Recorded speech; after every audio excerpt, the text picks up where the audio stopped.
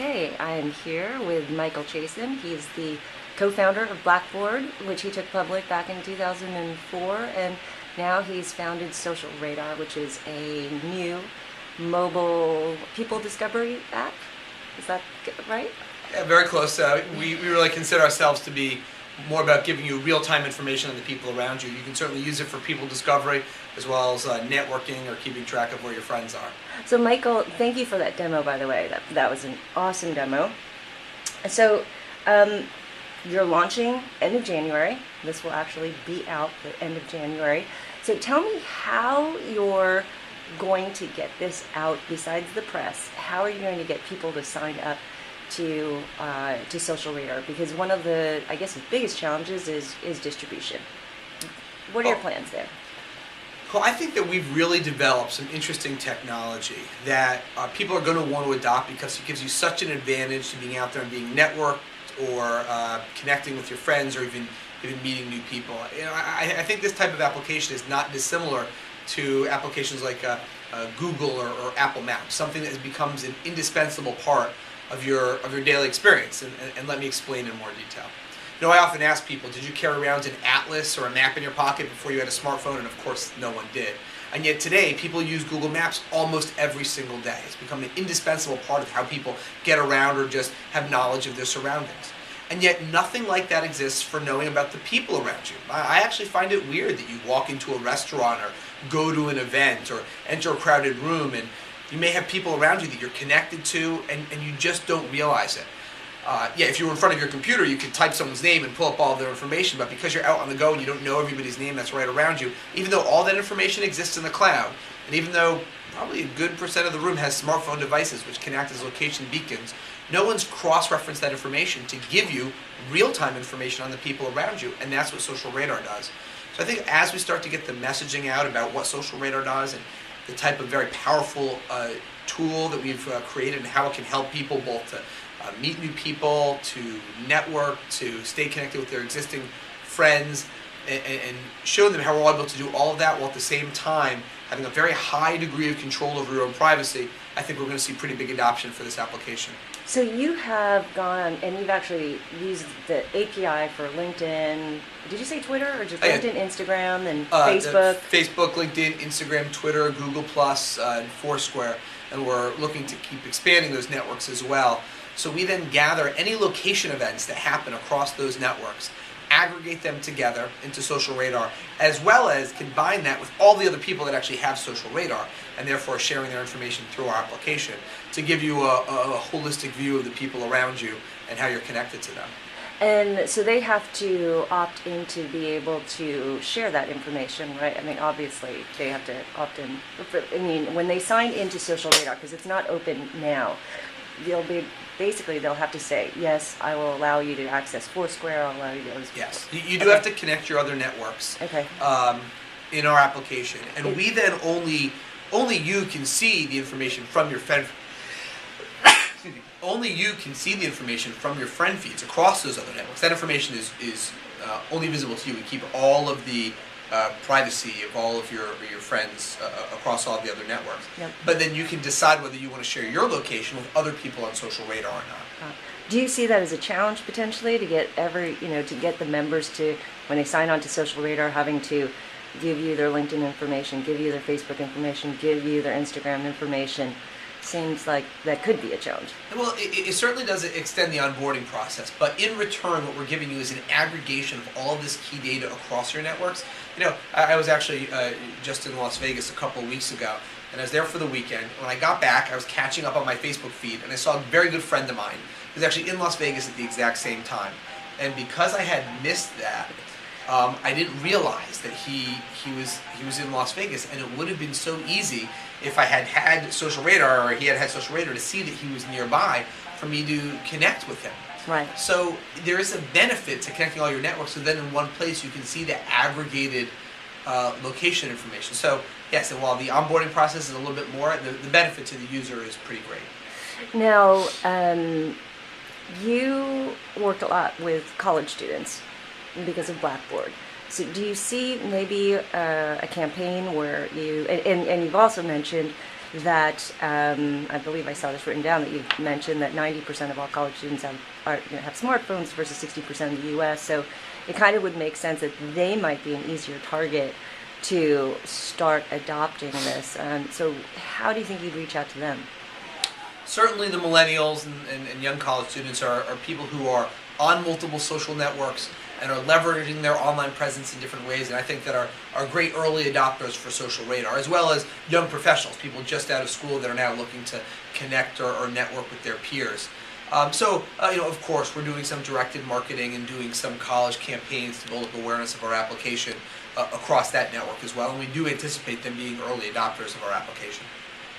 Now, there have been a number of applications. Sorry, I called yours a mobile social people discovery app, but I've covered a number of them. I've interviewed many of the founders.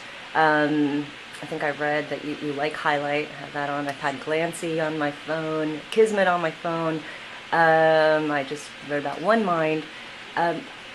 They're all trying to do something similar, and they've done an okay job. What do you think that they've not done right? Is the timing not right, or what do you think? What are lessons you're learning from that? I don't really think it's a factor of what they've done right versus what we've done right. While all of those apps certainly are using the location features to see where your friends are nearby, for example, really what we're focused on is a little bit of a different area. Our app isn't meant to make spontaneous and serendipitous connections. It's not meant to be used for dating. Now, not that you can't also use our app for those things, but what we've really focused on is giving you information in total about the people around you, how you're connected to them, and what they've been up to.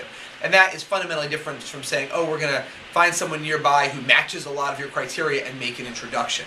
So if you want to meet people randomly that are nearby, that you have a lot in common with, if you're looking for something new like people discovery, those are other types of apps. Those are kind of dating apps that are out there. And again, while they use some of the same feature set that we have of knowing the location of the people around you, you developed a very different application that has really almost an in-depth data set of all of the people around you and organizes it in a way that's very easy for you to go through and act upon. Now, when you thought about putting this together, there's always that question about owning the data or just getting the data from. What are your thoughts on that? Because you don't own the data, right? So what are some of the concerns you have about not owning the data and just grabbing the data?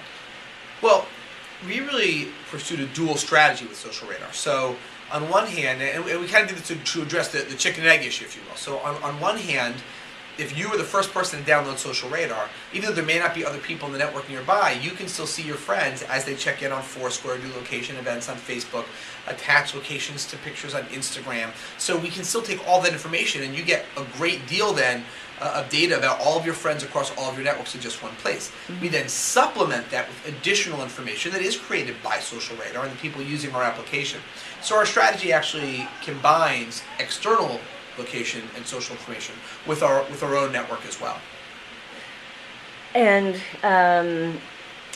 do you see any? And do you have access to all of that data across, Facebook and the other networks, and are you getting more data from one network than any other network? Because that would probably be a challenge if you really had to leverage, let's say, all of the data was Facebook's.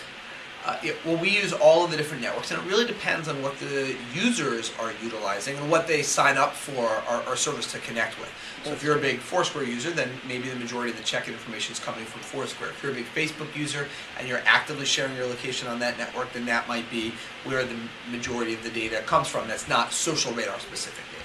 Right. So it really depends on the user. Well, don't you think? I mean, this sort of seems like I know you're saying that you have your own, because you're going to start getting more information from your users. And what kind of information are you going to try to get that you own from your users? We're not really worried about owning the data or whether the data is collected via your other social networks or it's collected on SocialRadar. What we're really focused on is creating an experience where you're combining both the data that's out there as well as the additional data that can be created through utilizing the SocialRadar application, so you can very easily see and receive the real-time information on the people around you. So, we're not a we don't have a timeline feature, or we don't have a social feed, for example. We're not looking for people to create content. We're trying to create a utility like a map utility, is going back to my previous example, that gives you that detailed information and makes you aware of the people and connections around you. So it's not as much about content creation as it is about aggregating it and presenting it to you in a way that's easy to follow and become engaged in. And it sounds like his content aggregation, Google's very good at that because they're all about just letting you search that information. They don't really need to own it. Do you see Google moving in this direction? Well, I think there's certainly a lot of the big players out there doing more and more with location. For example, Google is returning search-specific results based on your location back to you if you're using your mobile phone.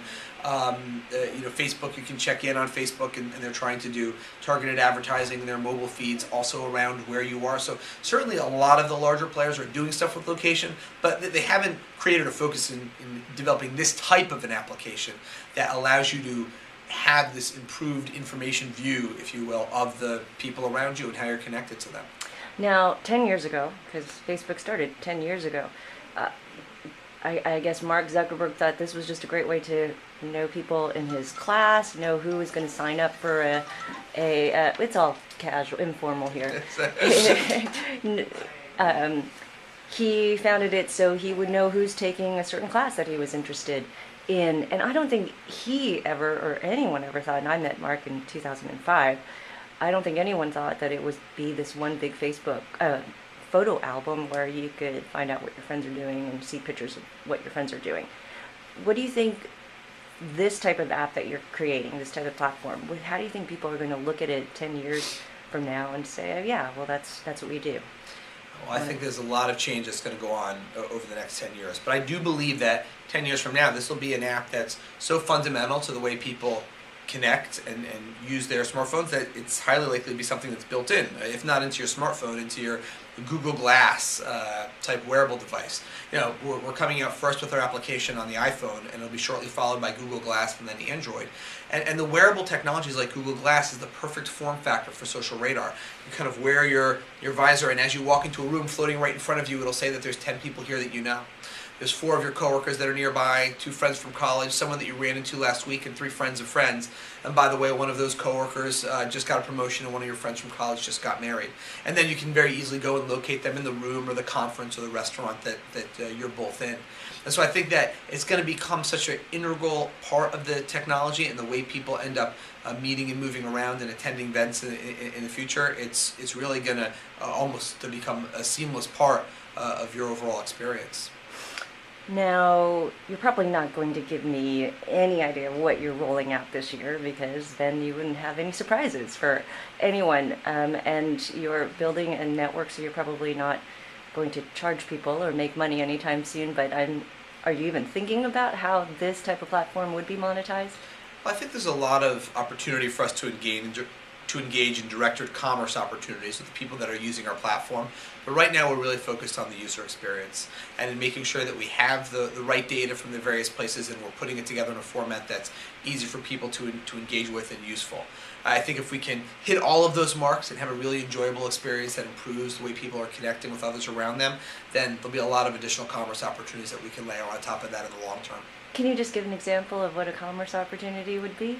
Well, certainly if you're with more than 1 or 2 people at a particular location, maybe that location wants to also engage with you with some kind of an offer or an opportunity. So not dissimilar from the way that a lot of the different location-based services that are out there today can either do directed commerce or coupons or advertising to you. I think there's a lot of those type of standard e-commerce engagement opportunities that we would also look to pursue. And what about partners to help you distribute this or help you, expand this market? Who are they? Well, right now we've just been heads down building SocialRadar, hiring the team, getting ourselves organized for launch. So we haven't yet started to engage in conversations with external partners. But one of the things that we did at SocialRadar was we built our entire platform on an open set of web services and APIs. And then we developed our iPhone and our Google Glass and our Android application off of those web services. So what this means is, and what we're planning to launch just a couple of weeks or months after our initial launch of our consumer product, is to launch this web service that other products or developers will be able to utilize to engage with getting real-time information or location information on the people around them for their own apps built on the SocialRadar platform. So even though we're launching a consumer product, what we really long-term want to be is a platform and have lots of potential companies or partners that can then build on top of that platform, and you'll be hearing a lot more about that throughout the year. Okay. And we touched on this before, but it's a big point, right? Marketing, expanding, and getting this out to people, because even though a lot of people, in changing our habits and changing our ways, takes a while, right? And so it sounds like you're going broadly. You'll hit the college market, you'll hit the professional market, but is there specifically, do you think maybe the consumer or maybe the professionals? I mean, who do you think you'll target, make a priority? Well, really, we're focused certainly on the millennials and also then the young professionals. So those are the two initial target markets. But again, the analogy of going back to, well, who is mapping software used by? Well, pretty much it's used by everyone who has a smartphone to get around. We think that our application has that type of a broad adoption. But early on, we will be focusing on the people who have multiple networks, who are the younger millennials or young professionals that really, I think, are willing to try new technology and also more open to sharing information like their location and social information. All right. Last question. You raised almost $13 million. Did you really need to raise that much money? How far will that take you? Well, we wanted to raise a large Series A round because we wanted to make sure that we had the ability to put together both the right team as well as to put in place a long-term marketing and client and user adoption play. So we didn't want to just close an initial round that would have had us going out and look for financing another 6 months later. We wanted to make sure that we had the right amount of capital to go after what we think is a global opportunity in social, local, and mobile services. So when we did our first round, which was led by NEA and GrowTech and Swan Legend, along with other notable investors such as Steve Case and Ted Leonsis and Dave Moran and Kevin Colleran, we wanted to make sure that that capital was enough to get us 2 to 3 years down the road, so we could really look at our long-term strategy of adoption instead of being, short-sighted. Right. Well, Michael Chasen, thank you so much for visiting Oakland and Vator, and good luck with SocialRadar and your launch. Well, thank you very much. Thank you for taking the time to interview me today.